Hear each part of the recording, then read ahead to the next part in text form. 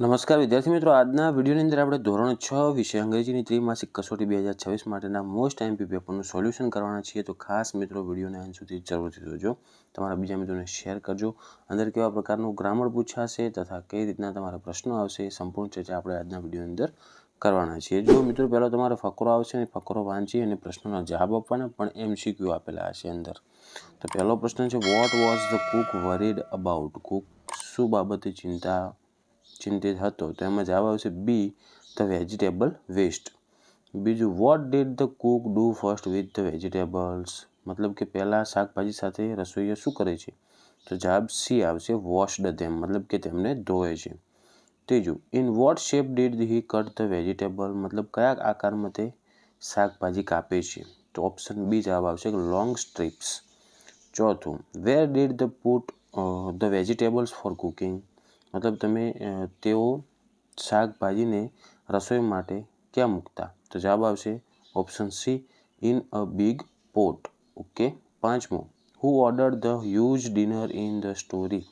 મતલબ કે આ વાર્તામાં મોટું રાત્રિના ભોજનનો કોણે આદેશ આપ્યો? તો જવાબ આવશે option C, Maharaja of Travancore. Okay.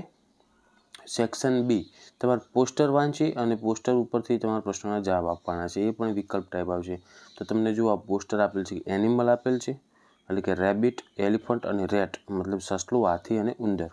પછી કેન યસ, મતલબ એ કરી શકે, અને કેન નોટ, એ કરી શકતા નથી. એમની ત્રણ અલગ અલગ લાઈનો છે. તો જો રેબિટ રન કરી શકે પણ ક્લાઇમ્બ એટલે કે ચડી શકે નહીં. એલિફન્ટ લિફ્ટ એટલે ઉપાડી શકે પણ જમ્પ એટલે કે કૂદકો મારી શકે નહીં.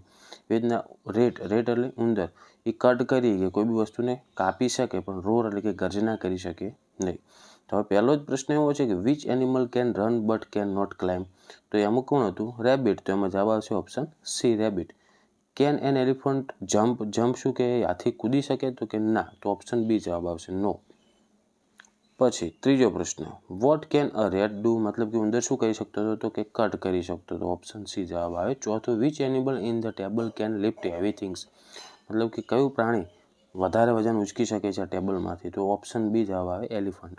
અને પાંચમું, અ રેટ કેન નોટ, મતલબ ઉંદર શું ના કરી શકે? તો રોર આવશે, ગર્જના. Option C. આ ગ્રામર કેવું પૂછાશે? જુઓ, તમને કાઉન્સમાં શબ્દ આપેલા છે ને, એના ઉપરથી તમારે ખાલી જગ્યા પૂરવાની કે I am jumping, look at, તો એમાં આવશે મી. પછી બીજું, અ કેમલ, ખાલી જગ્યા, તો એમાં આવશે મિત્રો કેન. કારણ કે જુઓ, camel can drink 200 bottle water, કારણ કે 200 બોટલ પાણી પી શકે.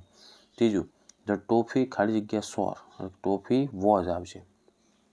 પછી fill in the blanks using WH word, મતલબ કે ઉપર કાઉન્સમાં આપેલ છે હુ, વોટ અને વેર, એનો ઉપયોગ કરીને ખાલી જગ્યાઓ પૂરવાની છે. ખાલી જગ્યા can eat a lot of food at a time, તો એમાં જવાબ છે જો ધ કેમલ. તો આપણે પ્રશ્ન બનાવવાનો હતો કે શું, હુથી, તો એમાં જવાબ આવશે WHO, હુ. બીજું છે ખાલી જગ્યા can the camel store water, તો ઊંટ ક્યાં પાણીનો સ્ટોર કરી શકે? ક્યાં પૂછવા માટે શું વપરાય? વેર, WHER. ત્રીજું, ખાલી જગ્યા is the name of this dish, મતલબ કે ડિશનું નામ શું છે? તો શું પૂછવા માટે આપણે શું લખશું? વોટ. તો ત્રીજામાં વોટ જવાબ આવશે. પછી મિત્રો આગળ તમને જો જમ્બલ વર્ડ ગોઠવી અને સાચું વાક્ય બનાવવાનું છે. પહેલું છે જો શીપ, પછી ધ, પછી ડેઝર, પછી આઈ, પછી એમ, ઓફ અને ધ. તો એને ક્રમ મુજબ ગોઠવાના કે I am the ship of the dessert.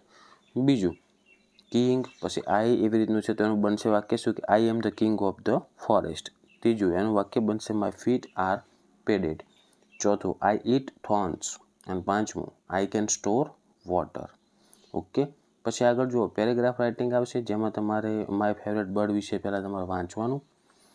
ધારો કે માય ફેવરેટ બર્ડ વિશે ધ પેરટ આપેલ છે ફકરો, અને એના ઉપરથી આપણે પ્રશ્નનો જવાબ આપવાનો. તો પહેલો પ્રશ્ન કેવો છે? જો what is the colour of the parrot? પોપટનો કલર કેવો આવે? લીલો. તો એને કહેવાય અંગ્રેજીમાં ગ્રીન. તો જવાબ આવશે ગ્રીન. બીજું, vote is the colour of its બીક? તો એની ચાંચનો કલર કેવો છે? તો કે રેડ. તો એમાં આવશે રેડ જવાબ. ત્રીજો, what can a parrot imitate? Parrot શું કરી શકે છે? તો કે એની વોઇસ ઇમિટેટ કરી શકે. ચોથું, what does it like to it? એને શું ગમે ખાવું? તો ચીલીઝ એટલે કે મરચાં, એન્ડ ફ્રૂટ્સ એટલે કે ફળ. પાંચમું, is the parrot a beautiful bird? તો કે યસ ઇટ ઇઝ, એ સુંદર પક્ષી છે. આ તમારે જુઓ ફકરો લખવાનો હતો કે પેરેગ્રાફ રાઇટિંગ શોર્ટ ટોપિક ઉપર કે ધ કેમલ. તો તમારે કેમલ ઉપર એટલે કે ઊંટ ઉપર ફકરો લખવાનો. The camel is called the ship of the desert. It has thick padded feet. It can live without water for many days and it store food in its hump. આવી રીતના તમારે પાઠમાં જે ફકરો આપેલ છે એ રીતના લખી નાખવાનો. અને બીજું તમારે પૂછે માય સ્કૂલ વિશે, તો વિદ્યાર્થીએ પોતાની શાળા વિશે 3-4 વાક્યો લખી નાખવાના. માય સ્કૂલ નેમ ઇઝ, તમારી સ્કૂલનું નામ વહી. I love my school. There are many teachers and students in my school. આ રીતના તમારે લખવાનું રહેશે.